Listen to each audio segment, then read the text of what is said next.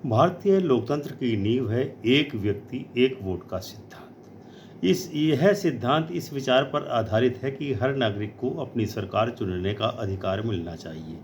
मगर क्या यह अधिकार उन लोगों को से भी छीना जा सकता है जो जेल में बंद हैं, विशेष रूप से जिनकी आरोपी स्थिति अभी स्थिर नहीं हुई है, यानी वे अभी विचाराधीन कैदी हैं।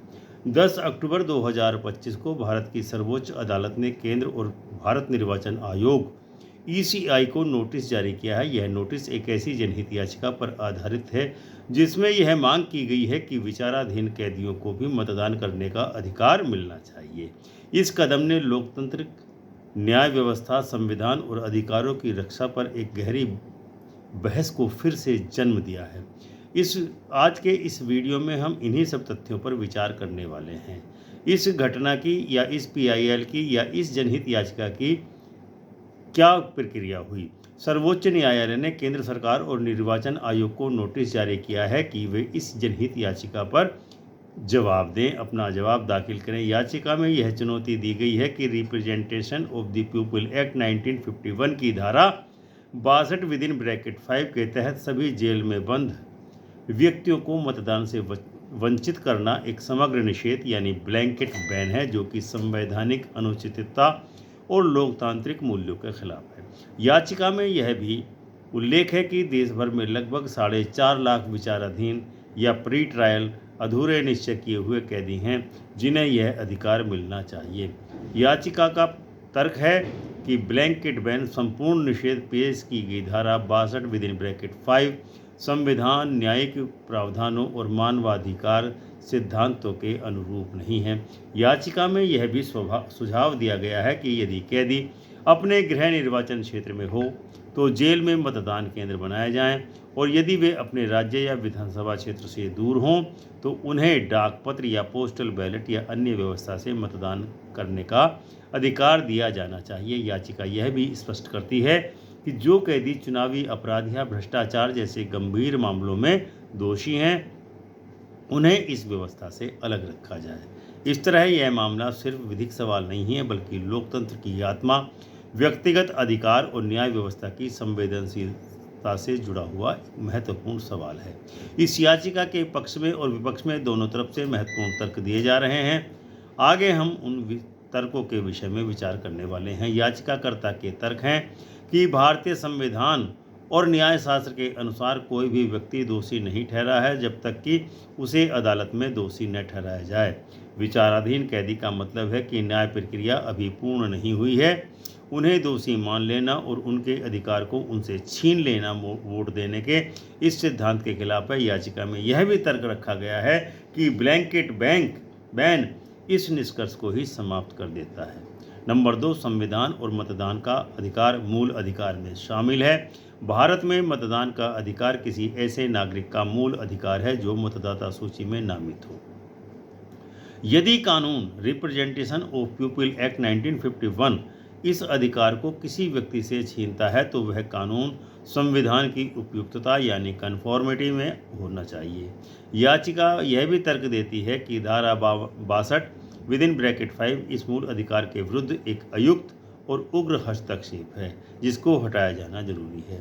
अन्य लोकतंत्रों से तुलना करने पर हम पाते हैं कि याचिका में यह उल्लेख किया गया है कि अनेक लोकतंत्रों में ब्लैंकेट बैन नहीं है। अक्सर केवल विशिष्ट अपराध या सजा अवधि के दौरान ही मतदान अधिकार निष्कासित किया जाता है। कुछ देशों में विचाराधीन कैदियों को भी मतदान करने का अधिकार है। उदाहरण के लिए याचिका में कहा गया है कि पाकिस्तान में भी विचाराधीन और प्री ट्रायल कैदियों को मतदान करने का अधिकार है। तकनीकी एवं व्यवस्थागत समाधान संभव है। याचिका में तर्क दिया गया है कि यदि सरकार चाहे तो जेलों में मतदान केंद्र स्थापित किए जा सकते हैं, और यदि कैदी अपने निर्वाचन क्षेत्र से बाहर हो तो उन्हें पोस्टल बैलेट या डाक से मतपत्र भेजने का उचित सुविधा दी जानी चाहिए। इस प्रकार यह तर्क की व्यवस्था नहीं होना कारण नहीं हो सकता कि अधिकार न दिया जाए। नंबर 5, न्यायपालिका की दिशा निर्देश देने की जिम्मेदारी है। याचिका में यह मांग की गई है कि यदि मौजूदा कानून व्यवस्था स्वयं परिवर्तित अपने आप को नहीं करता है तो न्यायालय इस कानूनी रिक्तता को भरने के लिए दिशा निर्देश जारी कर सकता है, जैसा कि कौन कैदी मतदान कर सकेगा, किस तरह से व्यवस्था होगी, कौन बाहर रहेगा, इत्यादि इत्यादि। संभावित विरोध और इसकी चुनौतियां इस प्रकार हैं। जेलों में मतदान केंद्र और स्थापित करना और कैदियों की पहचान करना, मतदान की गोपनीयता को बनाए रखना आदि प्रशासनिक दृष्टिकोण से जटिल जरूर है, लेकिन असंभव नहीं है। कैसे यह सुनिश्चित होगा कि मत सही व्यक्ति द्वारा दिया गया है? भ्रष्टाचार व दबाव की भी संभावना है। जेल के माहौल में बाहरी दबाव, पुनरावृत्ति या अन्य प्रभाव की संभावना बढ़ सकती है। वोटिंग के दौरान स्वतंत्रता कैसे निश्चित की जाएगी, यह भी एक बड़ा सवाल है। संविधान एवं विधिक प्रावधान, चुनाव एवं मताधिकार विषयों को नियंत्रित करने वाले कानूनों में संशोधन करना आवश्यक हो सकता है। धारा 62(5) को अप्रभावी मानना या सीमित करना विधि सम्मत होना चाहिए। व्यवस्थापक बोझ है या लागत इसके लिए बहुत ज़्यादा पड़ सकती है। 1 लाख कैदियों के लिए मतदान व्यवस्था तैयार करना, अलग अलग जेलों में स्थान, कर्मचारी, सुरक्षा व्यवस्था, मतपत्र प्रबंधन आदि, यह सभी बड़े स्तरीय कार्य हो सकते हैं। दोष सिद्धि और दंड का अंतर। यदि किसी व्यक्ति को दोषी ठहराया गया है और उसे सजा मिली है तो क्या वह भी मतदान कर सकेगा या नहीं, इस पर न्यायालय को स्पष्ट विभाजन या अपना मत देना होगा। पूर्व अदालती निर्णय और आलोचना। यदि न्यायालय इस याचिका को स्वीकार करता है तो पुराने निर्णयों, संविधान की धारा, कानून आदि का पुनरावलोकन अवश्य करना पड़ेगा, क्योंकि यह संवैधानिक विवाद खड़ा कर सकता है। धाराओं, कानूनों और न्यायिक मामलों की परीक्षा। यह आवश्यक है कि हम समझें कि धारा 62(5) क्या कहती है और न्यायपालिका ने पूर्व में कैदियों के मताधिकार पर क्या क्या मत दिए हैं। धारा 62 का प्रावधान मूलतः मतदाता सूची, मतों की गिनती आदि से संबंधित है। उपधारा 5 इस प्रकार है कि एक जेलबद्ध व्यक्ति अर्थात जो व्यक्ति जेल में बंद है, उसे संसद या विधानसभा चुनाव में वोट देने का अधिकार नहीं होगा। हम इस विधेयक का तर्क है कि अदालत ने यह प्रावधान सामान्य निषेध के रूप में लागू किया है, बिना ये देखे कि उस व्यक्ति का अपराध क्या है, क्या वह दोषी है या नहीं आदि। यदि याचिका तर्क देता है कि यह विधि साफ, क्लियर और सीमा निर्धारित प्रीसाइज नहीं है, इसलिए संविधान के मूल सिद्धांतों का ये हनन करती है। इसके अलावा हुसैन आरा खातून मामले में यह एक प्रसिद्ध मामला था जो 1979 में तय किया गया था, जिसमें लंबित वादों में बंद कई विचाराधीन कैदियों की रिहाई का आदेश दिया गया था। इस प्रकार न्यायपालिका ने विचाराधीन कैदियों की स्थिति को संवेदनशीलता से देखा था। लोकतंत्र का मूल आधार है लोक का शासन, जिसमें हर नागरिक को अपनी सरकार चुनने का अधिकार है। इसे सीमित करना यदि संभव हो तो बहुत सावधानी से सीमित किया जाना चाहिए। विचाराधीन कैदियों को मताधिकार देना उन्हें नागरिक के रूप में पुनर्स्थापित करने की दिशा में एक बहुत बड़ा कदम हो सकता है। यह सामाजिक समावेशन या इंक्लूजन की भावना को बल देता है। यदि लोकतंत्र यह कहे कि यदि तुम जेल में हो तुम मत नहीं कर सकते, तो यह संदेश जाति, वर्ग, आर्थिक और अन्य विभाजनों को बढ़ावा देता है।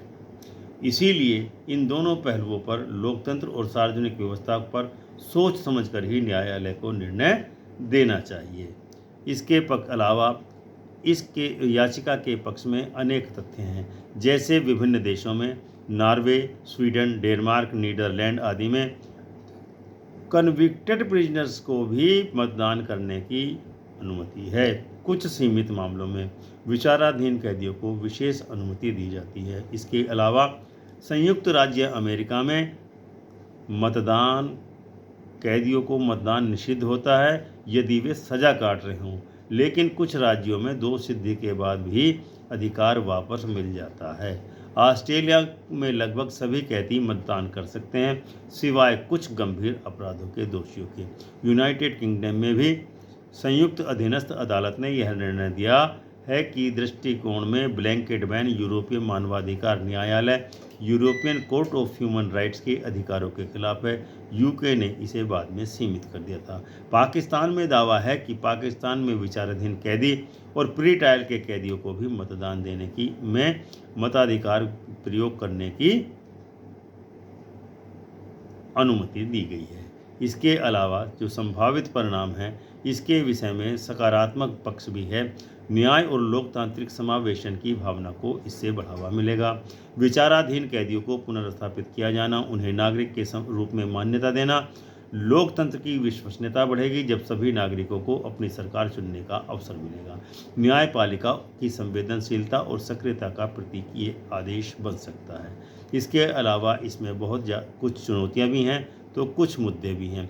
व्यवस्था और लॉजिस्टिक लागत बहुत अधिक हो सकती है। गोपनीयता और गुप्त मतदान सुनिश्चित करना कठिन हो सकता है। कैदियों पर बाह्य प्रभाव, दबाव या कदाचार की घटनाएं भी हो सकती हैं। ऐसी स्थिति हो सकती है कि किसी राज्य या जेल में इस व्यवस्था को लागू करना अत्यंत कठिन हो। यदि दोष सिद्ध व्यक्ति भी शामिल होंगे तो न्यायोचित विवाद निश्चित ही उत्पन्न हो सकते हैं। सुप्रीम कोर्ट द्वारा विचाराधीन कैदियों को मतदान का अधिकार देने की मांग पर केंद्र सरकार तथा मुख्य चुनाव आयोग, भारतीय राष्ट्रीय चुनाव आयोग को नोटिस देना एक सिर्फ विधिक विवाद नहीं है, बल्कि भारतीय लोकतंत्र की आत्मा से जुड़ा हुआ एक मामला है। हमें यह याद रखना चाहिए कि लोकतंत्र का ये मर्म है, सभी को समान अवसर देना, विशेषाधिकार नहीं देना। यदि न्यायालय समझदारी से इस याचिका को स्वीकार करता है और संविधान के अनुसार सुव्यवस्थित, सुरक्षित और निष्पक्ष मॉडल पेश करता है तो यह कदम भारत की लोकतांत्रिक परिपक्वता को एक नया आयाम देगी, लेकिन इसे लागू करना आसान नहीं है। विचाराधीनता, सुरक्षा, प्रशासनिक चुनौतियों आदि सभी पर गहराई से विचार करना होगा। ऐसे में यह न्यायालय, सरकार और नागरिक समाज अभी भी जिम्मेदारी होगी कि वे संवेदनशील ज्ञान और निष्पक्षता के साथ इस विषय को आगे बढ़ाएं। मतदान केवल वोट देने का अधिकार नहीं है, यह स्वाभिमान, पहचान, लोकतंत्र में भागीदारी की भावना है। जब हम किसी को यह कहते हैं कि तुम जेल में हो, तुम वोट नहीं कर सकते, तो हम उसके अस्तित्व को ही, व्यक्तित्व को ही सीमित कर देते हैं। आज सर्वोच्च न्यायालय ने इस याचिका पर कदम उठाया है। आगामी दिनों में यह देखना होगा कि कैसे लोकतंत्र की गरिमा और न्याय की संवेदनशीलता साथ साथ चलते हैं। आज के इस वीडियो को हम यहीं समाप्त करते हैं। मिलते हैं अगले वीडियो में। तब तक के लिए जय हिंद, जय भारत। आपसे अनुरोध है, वीडियो को लाइक एवं शेयर अवश्य करें और चैनल को सब्सक्राइब अवश्य करें। जय हिंद, जय भारत, जय संविधान।